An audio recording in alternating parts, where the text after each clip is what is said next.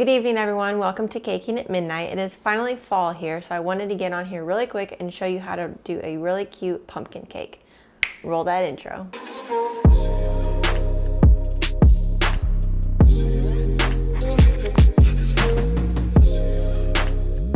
As always, don't forget to follow me on Instagram. It's at caking_at_midnight. If you do like this video, don't forget to give it the thumbs up. Also, don't forget to hit that subscribe button and always hit the bell for notifications. Okay, we're gonna start this evening with an already frosted and crumb coated cake. I have 3 5-inch rounds. There's 2 vanilla and a chocolate. And I wanna use the 1M tip to do some rosettes around here. I don't know if you can see. There you go. Just the 1M tip that you normally do roses with. I've been selling these at the farmer's market here in town and they've been a big hit. So that being said, I wanted to show you how you can do them really quick at home as well. I have the chilled cake, orange icing in my piping bag with the 1M tip. So I'm gonna slowly start going around the bottom. Now with rosettes and it being close to the bottom on the edge, I like to pull it toward the edge of the turntable. And if you've never done rosettes before, it's like doing multiple lowercase e's. So you start in the center, go to the right, and circle your way around.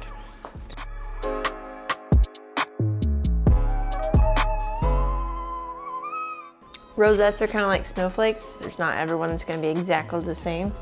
And every time you do one, it might look a little different. Once everything crusts, you won't be able to take it off. So if you're starting out and you're not liking how the rosettes are, just go ahead and pull them right back off. Make sure it's flat underneath there and then start over. But once you get that technique down of where you like your roses or how you like the look of them, then it's just easier to just go right around the cake. Okay, so you see there, our bottom layer is done. Now you can either go up and do them all 3 in a row, or you can stagger them. So you can go up here, straight here, or you can start your next one here. I like the look of it all being the same, and since this is a pumpkin, it'll kind of like give the look of the ridges on the side of the pumpkin. So now on this, I don't know if you can see, this one I stopped over here. You can take these also and bring them all the way around like this.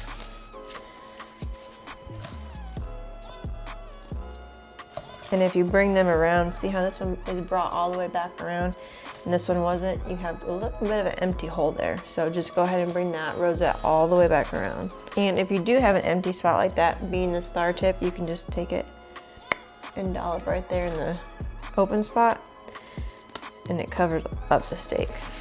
The rosettes can be pretty forgiving.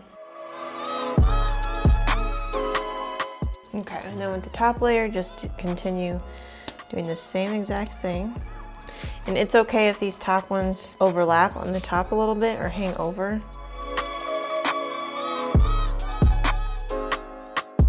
I'm gonna see the top a little better. The top is gonna be just the same as the sides. You're just gonna go in a circle rather than a straight line. With this at the top too, you can take these rosettes and just keep swirling so that you don't stop. It's just one continuous swirl around it. All right, now once you have all your rosettes on this cake, just go back through and look and see if you've got any missing holes. So there's kind of a little one there. Vanilla cake is going to be a lot easier to not worry about the holes.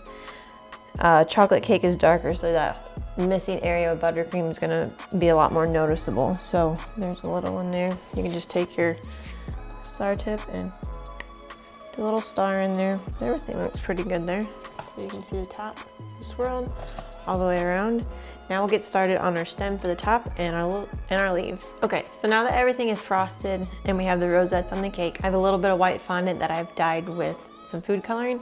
And as you can see, I haven't completely mixed it all together. I want that stem that we're gonna make out of this to have a little bit of texture in it. Just take this little bit of fondant that you have and slowly start to mold a stem. Now that you have your stem, it looks like to be a stem, while it's still moldable, you can kind of put some more definition into that. And then you can take your fondant tool as well and kind of, because we all know pumpkin stems are not smooth, but this just adds some character to it. Once it's on the cake too, if you want to add a little bit more detail to it, it's soft, so in my hand it's gonna not be perfect.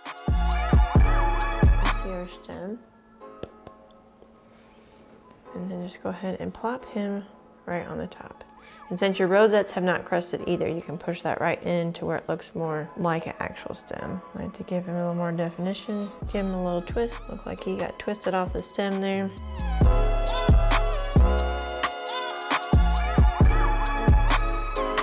In a piping bag, I have a little bit of green buttercream. This tip is a 352, it's a leaf tip.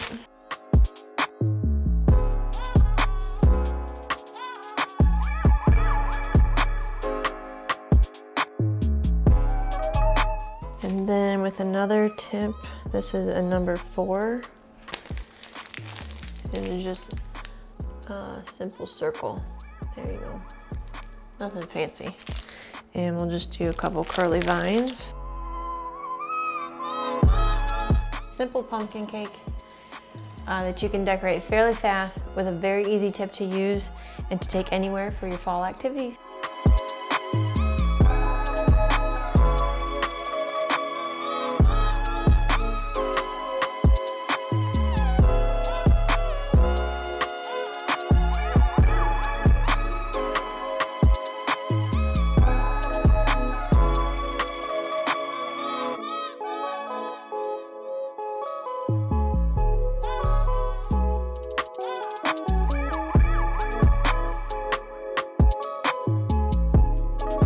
I hope you've enjoyed the video this evening of our pumpkin cake.